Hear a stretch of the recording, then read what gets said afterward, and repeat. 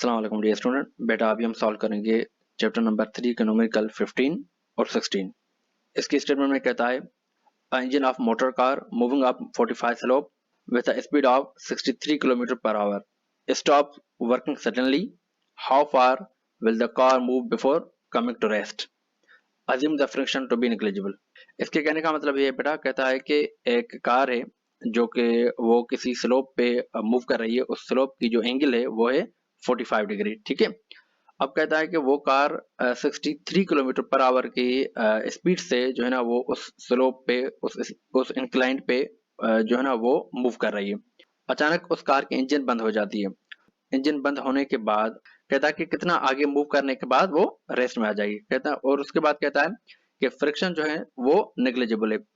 देखें बेटा कि इस न्यूमेरिकल को स्टार्ट करने से पहले दो चीजें मैं आपको बताना चाहूंगा। दो फार्मूला हैं बेसिकली जो कि इस इंक्लाइन से और इस फ्रिक्शन से रिलेटेड है। तो सबसे पहले अगर किसी भी न्यूमेरिकल में आपको कहता है कि इंक्लाइन प्लेन में कहता है कि कोई भी ऑब्जेक्ट जो है ना वो फ्रिक्शन लेस है, तो आपको एक्सेलेरेशन का जो फार्मूला लगाना होगा वो होता है a is equal to g sine theta. ठीक है। और अगर कहता है कि कोई ऑब्जेक्ट जो है ना वो विथ फ्रिक्शन से मूव कर रहा है इंक्लाइंड पे, तो तभी आपको जो फार्मूला यूज करना होगा एक्सेलेरेशन का तब होगा a is equal to g sine theta minus f upon m. और एक चीज और का ख्याल रखना होगा कि ये देखना होगा बेटा कि वो ऑब्जेक्ट जो है वो इंक्लाइन से नीचे आ रहा है या इंक्लाइन से ऊपर जा रहा है। ठीक है। अगर कि वो इंक्लाइन से नीचे आ रहा है ऑब्जेक्ट, तो तभी हमको जो है ना वो ग्रेविटी जो है वो पॉजिटिव लेनी होगी। और अगर ऑब्जेक्ट इंक्लाइन से ऊपर की तरफ जा रहा है तो वहां हमें ग्रेविटी नेगेटिव लेनी होगी। ठीक है बेटा। तो उसके बाद यहाँ डेटा पे चलते हैं बेटा। तो डेटा में हमें सबसे पहले जो एंगल दी हुई है वो है 45 डिग्री और उसके बाद इनिशियल वेलोसिटी जो कार की दी हुई है वो है 63 किलोमीटर पर आवर। तो हमें इसको चेंज करना होगा मीटर पर सेकंड में।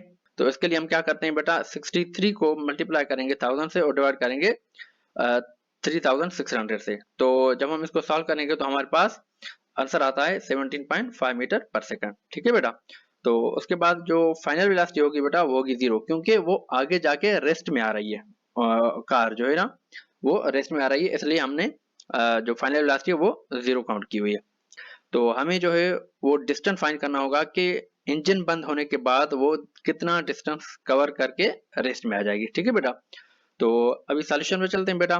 तो देखें सॉल्यूशन में सबसे पहले जो हम फाइंड करेंगे बेटा वो करेंगे एक्सेलेरेशन, क्योंकि एक्सेलेरेशन हमें नहीं दी हुई। तो एक्सेलेरेशन के लिए मैंने अभी आपको बताया बेटा कि अगर कि ऑब्जेक्ट फ्रिक्शनलेस की बात कर रहा है इंक्लाइन प्लेन पे बेटा, तो हमारे पास फार्मूला होता है a is equal to g sine theta. यहाँ हमने माइनस क्यों लगाई है बेटा, क्योंकि वो जो कार है वो इंक्लाइन के ऊपर की तरफ जा रही है। तो मैंने बताया कि जब ऑब्जेक्ट इंक्लाइन के ऊपर की तरफ जाएगा तो हमें वहां जी जो है वो नेगेटिव लेनी होगी। तो यहाँ हम वैल्यू पुट करते हैं बेटा। तो a इज इक्वल टू जी का वैल्यू है 9.8 और साइन 45 हमें दी हुई है। तो साइन 45 का वैल्यू होता है 0.707 और ये माइनस 9.8 सेम रहा। जब हम इन दोनों को आपस में मल्टीप्लाई कर देंगे तो हमारे पास आंसर आता है माइनस 6.93 मीटर पर सेकंड स्क्वायर। ठीक है बेटा। तो यहाँ से हमने उस कार की जो है वो एक्सेलरेशन हमने यहाँ फाइंड कर ली। अब उसके बाद क्या करते हैं बेटा, तो उसके बाद हम कैलकुलेट करते हैं डिस्टेंस, क्योंकि वो कितना डिस्टेंस कवर करने के बाद वो रेस्ट में आ जाएगी। तो इसके लिए हम क्या करते हैं बेटा, यहाँ देखें कि यहाँ हमें इनिशियल वेलोसिटी भी मिली हुई है, फाइनल वेलोसिटी का भी पता है और तो एक्सेलरेशन भी हमने अभी फाइंड की हुई है और डिस्टेंस हमें फाइंड करना होगा। तो यहाँ हम यूज करेंगे बेटा इक्वेशन नंबर 3। ठीक है। तो इक्वेशन नंबर 3 हमारे पास होती है 2as is equal to vf square minus vi square. तो यहाँ वैल्यू पुट करते हैं बेटा। 2 हमारा सेम रहा, एक्सेलरेशन अभी फाइंड की है जो है माइनस 6.93 और एस हमें फाइंड करनी है। फाइनल वेलोसिटी है 0 और इनिशियल वेलोसिटी है 7.5 मीटर पर सेकंड स्क्वायर। ठीक है बेटा। तो हमने इसका भी स्क्वायर कर देंगे। तो उसके बाद बेटा जब 2 को हम माइनस 6.93 से मल्टीप्लाई कर देंगे तो हमारे पास आंसर आता है माइनस 13.856 और जब 17.5 का स्क्वायर कर देंगे तो हमारे पास आंसर आता है 306.25। ठीक है। तो अब हमें एस फाइंड करना होगा। जब हम एस फाइंड करेंगे तो 13.856 वो नीचे की तरफ चला जाएगा बेटा, डिवाइड में चला जाएगा। तो ये इस तरीके से लिखेंगे और ये जो माइनस दोनों तरफ वो आपस में कैंसिल आउट हो जाएंगी। तो हमारे पास जो रीअरेंजमेंट आ गई है बेटा वो है 306.25 डिवाइड बाय 13.856। 856। जब हम इन दोनों को आपस में डिवाइड कर देंगे तो हमारे पास आंसर आता है 22.1 मीटर। तो इसका मतलब ये हुआ बेटा कि वो जो कार की इंजन है जब वो सडनली वर्क करना बंद कर देती है तो वो कार 22.1 मीटर डिस्टेंस कवर करने के बाद जो है वो जाके रेस्ट में आ जाएगी। ठीक है बेटा। तो उसके बाद अब चलते हैं प्रॉब्लम नंबर 16 पे बेटा। तो प्रॉब्लम नंबर 16 में कहता है in problem 15 find the distance that the car moves if it weighs 19,600 newton and the frictional force is 2000 newton. ठीक है बेटा। अब इसके कहने का मतलब ये बेटा कि जो हमने अभी प्रॉब्लम 15 सॉल्व किया था उसकी ही डेटा होगी, ये सारी की सारी डेटा जो है वो उसकी हम लेंगे, लेकिन उसने क्या कहा है कि उसने कहा है कि यहाँ हमने सिर्फ दो चीजें एक्स्ट्रा दी हुई है। वो कहता है एक तो वेट दिया हुआ है एक्स्ट्रा हमें उस गाड़ी का, और दूसरा वो कहता है कि वो जो गाड़ी मूव कर रही है वो फ्रिक्शन से मूव कर रही है। ठीक है बेटा। तो यहाँ हम डेटा काउंट करेंगे बेटा। तो डेटा में हमें वो सेम डेटा होगी, एक तो 45 डिग्री हो गई और किस वेलोसिटी से मूव कर रही है 63 किलोमीटर पर आवर से, उसको कन्वर्ट करेंगे बेटा तो ये हो जाएगा 17.5 मीटर पर सेकंड और फाइनल वेलोसिटी है 0 और हमें डिस्टेंस वैसे ही फाइंड करना होगा। यहाँ हमें सिर्फ दो चीजें एक्स्ट्रा दी हुई है, एक तो वेट दिया हुआ है जो कि है 19,600 न्यूटन और दूसरा फ्रिक्शन दिया हुआ है जो कि है 2000 न्यूटन। ठीक है बेटा। अभी ये सॉल्यूशन पे चलते हैं बेटा। तो वो सेम होगा। सबसे पहले हम एक्सेलरेशन फाइंड करेंगे बेटा। तो यहाँ मैंने आपको पहले भी बताया बेटा अगर हमें फ्रिक्शन दिया हुआ है और हमें एक्सेलरेशन फाइंड करनी होगी तो उसके लिए हमारे पास फार्मूला होता है बेटा A is equal to g sine theta minus f upon m. ठीक है।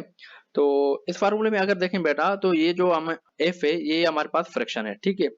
और एम मास है। यहाँ देखें अगर डेटा में देखा जाए बेटा तो डेटा में हमें मास गिवन नहीं है, तो हम मास किससे फाइंड करेंगे? मास हम फाइंड करेंगे वेट के फार्मूले से। तो वेट का फार्मूला होता है W is equal to m g, और अगर हम इसको रीअरेंज करेंगे तो ये हो जाएगा M is equal to W upon g.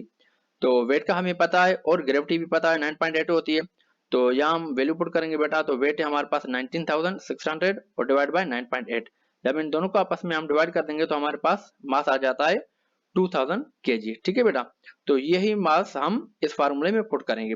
तो यहाँ वैल्यू पुट करते हैं अभी बेटा। देखें कि ये हो गया 9.8 ग्रेविटी और साइन 45 ये ऊपर, ये हमने फ्रिक्शन रख दिया बेटा जो कि 2000 और नीचे हमने मास रख दिया है। ठीक है। और उसके बाद जब हम इसको सॉल्व करते हैं बेटा तो ये हमारे पास 9.8 सेम रहा और साइन 45 का जो वैल्यू होता है वो होता है 0.707 और 2000 से 2000 को हमने डिवाइड कर दिया तो हमारे पास वैल्यू आ गया 1। ठीक है। और उसके बाद जब हम 9.8 को मल्टीप्लाई कर देंगे 0.707 से तो हमारे पास आंसर आता है -6.93। ठीक है। और -1 सेम रहा। जब हम 6.93 को माइनस कर देंगे 1 से तो हमारे पास आंसर आता है -7.93। ठीक है। तो यहाँ हमने ऐड क्यों किया? क्योंकि बेटा दोनों ही वैल्यू जो है वो नेगेटिव वाले हैं, तो क्या हो जाएगा ये आपस में ऐड हो जाएंगे। ठीक है। तो हमारे पास एक्सरेशन का वैल्यू आ गया -7.93 मीटर पर सेकंड स्क्वायर। ठीक है। अब उसके बाद हम डिस्टेंस फाइंड करना है बेटा। तो उसके लिए हमारे पास same third equation of motion लगेगी। तो ये हो जाएगा 2as is equal to v f square minus v i square. तो यहाँ हमें s फाइंड करनी है। तो यहाँ वैल्यू पुट कर दिया हमने, 2 सेम रहा, एक्सरेशन हमारे पास 7.93 और s हमें फाइंड करनी है। फाइनल वेलोसिटी हमारे पास 0 और इनिशियल वेलोसिटी है 17.5 का स्क्वायर। ठीक है। अब उसके बाद 2 को मल्टीप्लाई कर देंगे 7.93 से तो हमारे पास आंसर आता है 15.96 और 17.5 का स्क्वायर कर देंगे तो हमारे पास आता है 306.25। और यहाँ एस हमें फाइंड करनी है बेटा। तो ये रीअरेंज हो जाएगा और माइनस आपस में कैंसिल हो जाएंगी और जब इन दोनों को आपस में हमने डिवाइड करना है तो हमारे पास आंसर आता है 19.3। ठीक है बेटा। तो ये हमारे पास डिस्टेंस आ गया प्रॉब्लम नंबर 16 के सॉल्यूशन आ गया। ठीक है बेटा। तो इसका मतलब ये हुआ बेटा कि जब कार का जो वेट है हमारे पास, वो जो कार है वो है 19,600 और वो 2000 फ्रिक्शन के साथ ऊपर की तरफ मूव कर रही है, तब उसकी जो वो जो डिस्टेंस होगा वो 19.3 मीटर कवर करने के बाद जो है ना वो रेस्ट में आ जाएगी। अगर के फ्रिक्शन नहीं होता तो तब हमने पिछले न्यूमेरिकल में देखा कि वो वहां हमारा आंसर आ रहा था 22.1। इसका मतलब ये हुआ कि फ्रिक्शन जब लगता है तो गाड़ी डिस्टेंस कम कवर करती है और जब फ्रिक्शन नहीं होता तो गाड़ी ज्यादा डिस्टेंस कवर करेगी। ठीक है बेटा, आई होप कि आप लोगों को ये दोनों ही न्यूमेरिकल बेटा समझ में आए होंगे। तो लाइक करें और अपने दोस्तों के साथ शेयर भी जरूर करिएगा। Thanks a lot.